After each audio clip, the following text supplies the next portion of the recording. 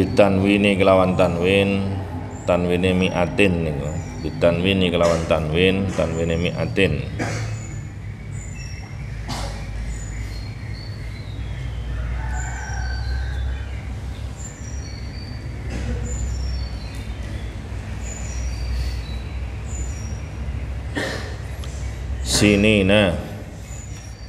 Sinina nyatane pira-pira taun, atfu bayanin utawi sinina iku atof bayan li salasi mi'atin maring dawuh salasi mi'atin wa hadhihi sinuna utawi ikilah pira-pira taun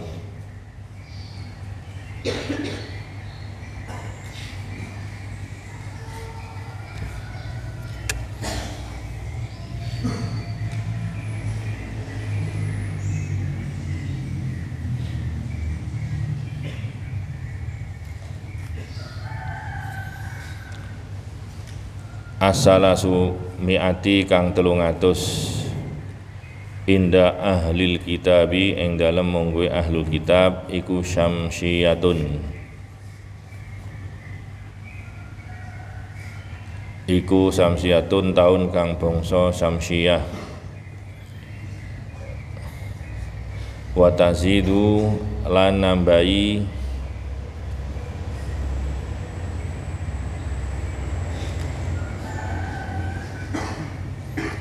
apa al-qamariyatu taun kang bangsa qamariyah alaiha ing atase syamsiyah indal arabi ing dalem wong Arab tis'a sinina, nambahi tis'a sinina ing 9 pira-pira taun, 9 pira-pira taun.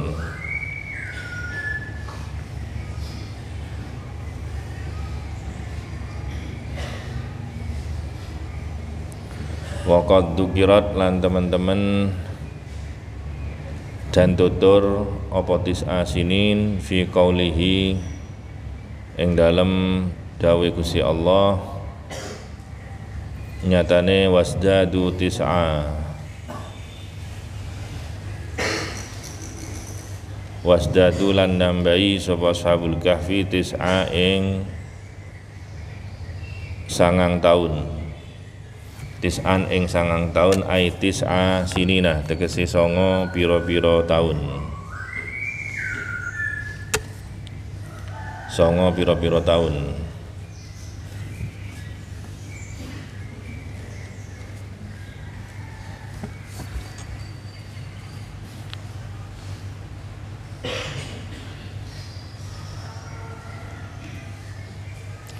Fasalasu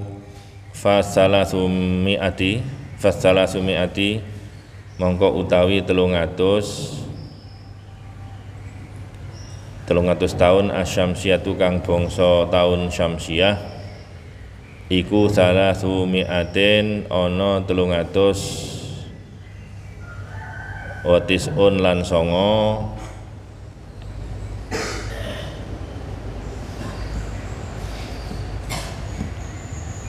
watis'un lan 9 apane qamariyatan bangsa taun qamariyai,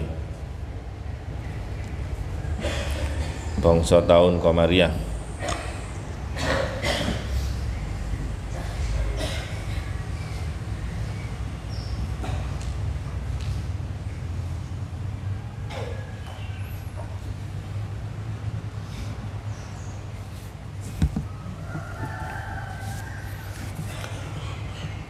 Kul ngucapa sira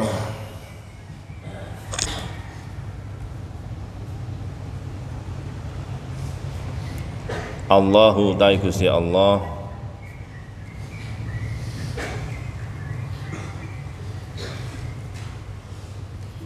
iku alamu luwih pirsa sapa Allah bima kelawan waktu labithu kang manggon sapa ashabul kahfi mimman tinimbang saking wong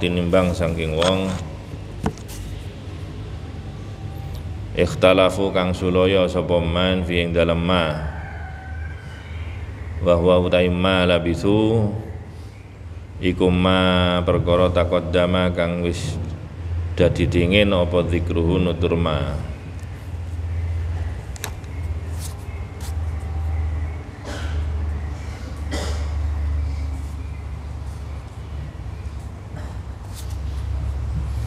Lahu iku mung kedue Gusti Allah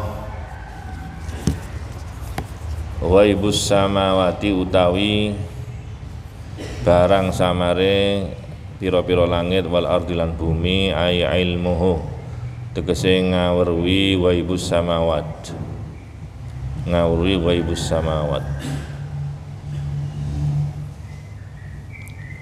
absir bihi absir kawa werwi absir kawa werwe sapa bihi kelawan Gusti Allah ai billahi tegese kelawan Gusti Allah ya utawi absir bihi iku siwatu ta'ajjubin siwat ta'ajjub siwat kang nuduhaken gawok wa asmi lan gawok oleh ngrungu sapa bihi kelawan Gusti Allah. Kadzalika kelawan kaya mengkono-mengkono sighatu ta'ajjub bimakna ma absarahu kelawan makna absarahu ma ulai gawok suwiji-wiji kang agung iku absara ningalaken apa mahu ing Gusti Allah wa malan utawi gawok suwiji kang agung iku asma'a ndadekaken mireng apa mahu ing Gusti Allah wa huma utawi absir bihi wa asmi iku ala jihatil majazi ing atase dalan majaz wal muradu utai kang den karepaken iku annahu sak temene Gusti Allah taala hale maha luhur Allah iku la yahibu ora samar an basarihi saking paningali Gusti Allah wa sam'ihi lan pangrungune Gusti Allah apa sing ora samar apa syai'un siwiji-wiji malahum ora ana iku kedue ahlus samawat wal ard lafaz setelahnya li ahlis samawati tegese kedue pira-pira penduduk pira-pira langit wal ardi lan bumi min dunihi saking saliyane Gusti Allah miwaliyin utawi wong kang nulungi nasirin tegese wong kang nulungi wala yusyriku lan ora nyekutoni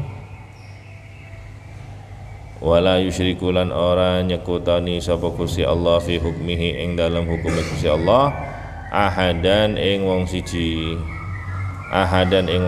li annahu sak temene Gusti Allah li annahu krana sak temene Gusti Allah iku waniyun dat kang semuge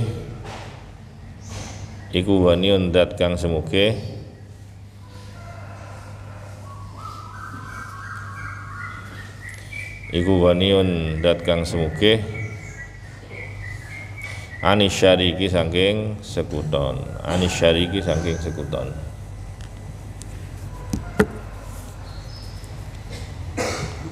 watlu ma uhiya ilaika ilahi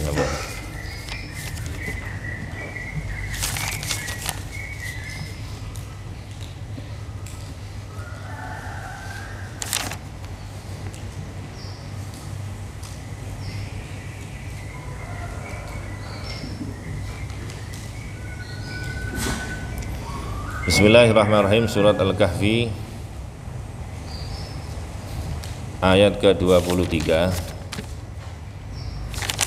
Qala ta'ala wala taqulanna li syai'in inni fa'ilun dzalika ghada illa ayyasha Allah. Janganlah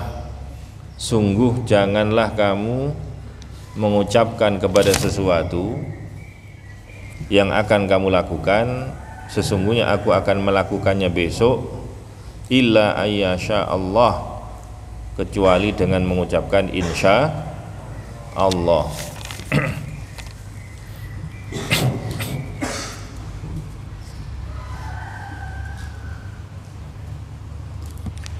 Ayat ini merupakan teguran kepada baginda Nabi Muhammad SAW, karena beliau berjanji untuk menjawab pertanyaan orang-orang kafir besok, tapi beliau tidak mengucapkan insya Allah. Wa sa'alahu ahlu Makkah an khabari ahlil kahfi faqala ukhbirukum bihi ghadan wa lam yakun insyaallah fanazal. Jadi asbabul nuzul daripada ayat ini, orang kafir Makkah tanya kepada Kanjeng Nabi mengenai berita ashabul kahfi. Itu bagaimana ceritanya? Sebagaimana keterangan yang lalu, orang-orang kafir Makkah ingin mencari kelemahannya Kanjeng Nabi. Akhirnya mereka datang kepada orang-orang Yahudi yang alim tentang kitab Taurat, sehingga mereka tahu kelemahannya Nabi, kalau memang betul Nabi ataupun bukan. Maka orang Yahudi itu mengatakan, tanyakan kepada dia mengenai 3 perkara. Apa 3 perkara itu? Yang pertama ashabul kahfi, yang kedua adalah mengenai Dzulqarnain, dan yang ketiga mengenai ruh. Tanyakan kepada dia. Kalau dia tidak bisa menjawab, berarti dia bukan Nabi. Kalau dia menjawab semuanya, berarti dia bukan Nabi. Kalau dia bisa menjawab 2, 1 gak bisa jawab, itu berarti betul-betul Nabi. Akhirnya ditanyakanlah hal itu kepada baginda Nabi Muhammad SAW. Begitu ditanya kepada Kanjeng Nabi, ya sudah, tak jawab, besok. Rasul menjanjikan besok, tapi tidak mengucapkan insya Allah. Akhirnya besoknya malaikat Jibril gak datang. Akhirnya Kanjeng Nabi gak bisa jawab. Hari kedua tidak datang, hari ketiga tidak datang, hari ke-10 tidak datang malaikat Jibril. Sehingga hal itu memberatkan Kanjeng Nabi. Bagaimana Kanjeng Nabi sudah janji tapi nggak bisa membuktikan dengan memberikan jawaban kepada orang-orang kafir. Dan dengan demikian orang-orang kafir semakin senang dan yakin bahwa Kanjeng Nabi itu adalah palsu. 1 hari 2 hari fa'abta'al wahyu bid'ata asyara yauman,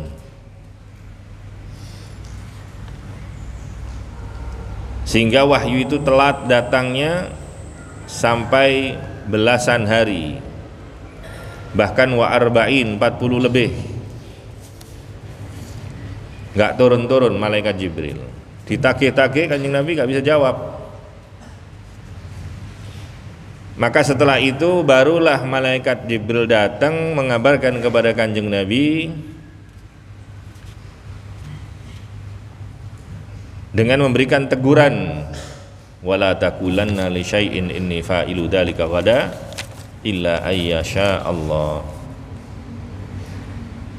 Maka ini adalah pelajaran buat umatnya, ta'liman li ummatihi al-adab. Ini pengajaran Allah Subhanahu wa taala kepada umatnya Nabi, yaitu kita semua mengenai adab. Wa tafwidul umur ila Allah taala, dan bagaimana kita pasrah kepada Allah Subhanahu wa taala. Fa innal insana la yadri ma yaf'alu bih, karena manusia itu tidak tahu apa yang akan ia lakukan. Fa idza kana hadzal khitab li Rasulillah wa sayyidul khalqi fama baluka bi ghairihi. Kalau memang teguran ini untuk Kanjeng Nabi, maka bagaimana dengan selainnya? Kalau teguran ini kepada Kanjeng Nabi, pada Kanjeng Nabi adalah Sayyidul Khalqi, pemimpin makhluk, maka bagaimana dengan orang lainnya? Maka janganlah kita menetapkan rencana kecuali kita ucapkan insya Allah, karena kita tidak tahu apa yang terjadi besok. Boleh jadi belum besok malamnya mati. Maka manusia tidak ada daya dan upaya kecuali dengan pertolongan Allah, kecuali dengan kehendak Allah, maka ucapkan insya Allah. Meskipun kamu yakin akan melakukan hal itu, tetap katakan insya Allah, maka itu bertabarruk, ngalap berkah, barokah Gusti Allah, supaya mendapatkan pertolongan dari Allah. Diceritakan oleh baginda Nabi Muhammad SAW dalam hadis riwayat Tirmidzi, dahulu Nabi Sulaiman ini memiliki 99 istri. 99 istri. Dan satu malam, satu ketika Nabi Sulaiman ini berkata, la atufannal lailata ala tis'in wa tis'ina kullihinna ya'ti bi farisin yujahidu fi sabilillah. Sungguh malam ini aku akan menggauli semua istriku yang jumlahnya 99, sehingga dari setiap istri akan mendapatkan satu anak. Berarti jumlahnya nanti ada 99 anak yang semuanya nanti pintar menunggang kuda, nanti semuanya adalah menjadi mujahid fisabilillah. 99. Ternyata malam itu Nabi Sulaiman mendatangi semua istri yang jumlahnya 99, tapi dari itu semua tidak ada yang hamil, tidak punya anak semua, kecuali satu saja, satu hamil. Itu pun begitu hamil, lahir fisiknya tidak sempurna. Maka kata Kanjeng Nabi Muhammad SAW, seandainya Nabi Sulaiman pada waktu itu mengungkapkan rencananya, dia mengucapkan insya Allah, niscaya dia akan memiliki keturunan 99, semuanya menjadi mujahid fisabilillah sebagaimana keinginannya. Maka jangan lupa, tatkala kita punya rencana ingin melakukan sesuatu, ucapkan insya Allah.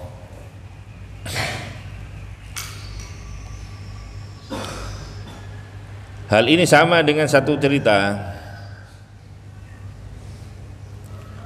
Ada dikisahkan, ada orang mau pergi ke pasar. Ada orang mau pergi ke pasar. Di tengah jalan ketemu sama tetangganya. Tetangganya tanya, "Pak, mau kemana?" "Saya mau ke pasar." "Ngapain mau ke pasar?" "Saya mau beli kambing." Maka tetangganya menegur dia, "Kalau kamu punya rencana, jangan lupa ucapkan insya Allah. Insya Allah aku beli kambing," gitu.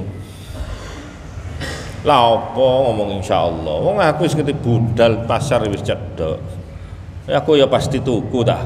Lah apa insya Allah barang. Duit ya wis digawa. Kene pasar ya wedhus akeh. Lah apa sih insya Allah barang. Jadi tanggane ya wis Kak sakarepmu. Akhirnya orang ini pergi meneruskan perjalanannya sampai dia ke pasar. Begitu sampai di pasar, dia milih-milih kambing yang bagus yang mau dibeli. Setelah beberapa lama pilih-pilih, akhirnya dia ketemu kambing yang bagus dengan harga yang cocok. Dia mau beli. Sudah, ini deal, berapa harganya? 3 juta. Ya sudah, ini uangnya. Diambil dompetnya. Begitu merogoh dompetnya, ternyata gak ada. Dompetnya gak ada. Entah jatuh apa dicopet apa gimana, gak ada uangnya. Akhirnya barulah dia teringat dengan anjuran tetangga itu. Wah, ini gara-gara aku tak ngomong insya Allah walat aku. Karena sombong kepada Allah Subhanahu wa taala, sudah terkadang terlalu pede, ingin melakukan sesuatu sehingga aku menyampingkan kehendak daripada Allah Subhanahu wa taala. Maka orang itu kemudian setiap ucapannya akhirnya ditambah insya Allah. Akhirnya dia pulang kan untuk ambil uang lagi, ketemu sama tetangganya. Loh, Kok balik? Endi wedhuse? Tak sida.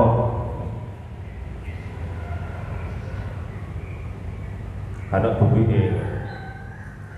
Lho kok iso? Iya. Dompetku dicopet wong insyaallah. Pakai insyaallah ya. Akhirnya orang ini mengambil pelajaran. Setiap rencana yang dia mau lakukan atau apapun yang berkenan dengan dia, dia ucapkan insyaallah. Kemudian dia kembali ke pasar, ngajak istrinya untuk ngawal supaya nggak dicopet lagi ya. Ketemu sama tetangganya, kamu ini sama siapa ini? Siapa wanita ini? Dia mengatakan, ini istri saya, insya Allah. Lalu istrinya khawatir ya, istrinya ternyata pegatan lari ya ujung-ujung deh ya. Ini karena kecentok insya Allah, semua ucapannya pakai insya Allah. Macam wis bojone jelas-jelas bojone iki bojoku insya Allah. Padahal ya wis duwe buku nikah saiki. Maka senantiasa ucapkan insya Allah. Nabi saja ditegur, dan ini adalah teguran ayat yang menegur Kanjeng Nabi. Namanya ditegur berarti kan keliru. Kalau ditegur keliru kan malu sih. Kalau Nabi tidak amanah, Nabi tidak punya sifat tabligh, boleh jadi ayat ini dicoret. Ini ayat ngelek-ngelek aku gitu. Coret aja, tak usah sampai menang umatku. Boleh jadi kan begitu. Tapi Rasul mau dipuji, mau ditegur, semuanya disampaikan. Gak ada yang dikorupsi. Rasul gak pernah korupsi ayat. Ayat yang mencela beliau itu tetap disampaikan. Tatkala Rasul berhadapan dengan orang kafir Quraisy yang kaya-kaya, Rasul lagi mendakwai mereka. Kemudian ada orang yang miskin, pakaiannya jelek, buta lagi, datang mendekat kepada Kanjeng Nabi. Itu kan gengsi Kanjeng Nabi. Ini lagi mendakwai orang kaya, ternyata umatnya miskin, buta datang. Apa kata dunia? Akhirnya Kanjeng Nabi melengos, nggak nanggepi ini yang orang yang datang. Ditegur sama Allah. Abasa wa tawalla an ja'ahul a'ma. Ditegur sama Allah. Lah ayat teguran seperti ini kan ngelek-ngelek Kanjeng Nabi. Lek Kanjeng Nabi curang, wah ini kan lagi coret, tak usah sampai. Kan begitu. Maka Al-Qur'an itu mau menyanjung Kanjeng Nabi, mau menyebut kekurangan Kanjeng Nabi, ada teguran tetap disampaikan dalam Al-Qur'an. Karena pada hakikatnya semuanya adalah bermanfaat untuk kita sebagai umatnya. Maka teguran kepada Kanjeng Nabi, teguran juga kepada umatnya, kepada kita. Ayat yang menyanjung Kanjeng Nabi disampaikan, semuanya disampaikan. Sama dengan tatkala ada orang Yahudi yang hidup di zamannya Sayyidina Umar menjadi khalifah. Ini diceritakan oleh Imam Fakhruddin Ar-Razi dalam kitab Tafsir Ar-Razi. Dia tanya, akhbirni an akhlaqi Rasulullah. Tolong kabarkan kepadaku bagaimana indahnya akhlaknya baginda Nabi Muhammad SAW. Tolong ceritakan kepadaku bagaimana kepribadian Kanjeng Nabi. Ditanya seperti itu, Sayyidina Umar gak bisa jawab. Justru Sayyidina Umar terenyuh. Perasaannya kemudian terbang jauh beberapa tahun yang silam. Bagaimana dia hidup bersama baginda Rasulullah SAW. Dia tidak bisa menjawab apa-apa kepada orang itu, melainkan dia merujuk. Sudah, jangan tanya kepadaku, tanya kepada Bilal bin Rabah. Berangkatlah orang ini kepada Bilal bin Rabah. Bilal bin Rabah ceritakan kepadaku bagaimana akhlaknya Kanjeng Nabi. Bilal bin Rabah pun tidak bisa jawab. Jangan tanya kepadaku, tanya kepada putranya Siti Fatimah. Datang kepada Siti Fatimah, tanya hal yang sama Siti Fatimah. Jangan tanya kepadaku, tanya kepada suami aja, Sayyidina Ali. Sayyidina Ali pasti bisa menjelaskan, karena beliau itu dinobatkan oleh Kanjeng Nabi, ana madinatul ilmi wa aliyu babuha. Maka Sayyidina Ali kemudian menjawab pertanyaan orang tersebut. Tapi sebelum aku menjawab, kata Sayyidina Ali, aku tanya dulu kepada kamu. tolong ceritakan kepadaku bagaimana indahnya dunia ini. Orang itu kebingungan, bagaimana aku mau menceritakan indahnya dunia? Ya indah dunia ini. Ya apa tak cerita, no? Pokoknya indah. Gimana mau tak ceritakan? Saking dari indahnya dunia ini. Maka kata Sayyidina Ali, ketahuilah bahwa dunia dengan keindahannya itu kecil di sisi Allah. Allah berfirman, "Qul mata'ud dunya qalil." Katakanlah bahwa perbendaharaan dunia itu kecil.